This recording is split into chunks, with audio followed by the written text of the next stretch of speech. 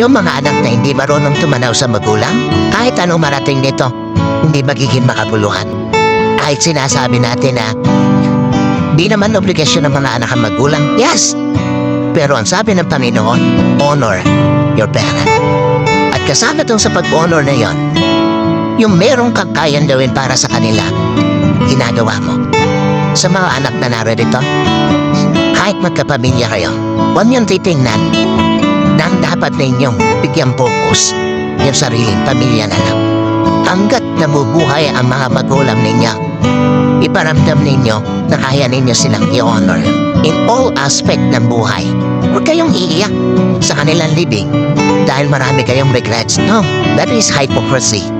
Wala kayong kwentang anak kung iiyak lang kayo sa kanilang lamay. Pero nung nabubuhay, hindi mo ginawa yan dapat mong gawin para sa kanila.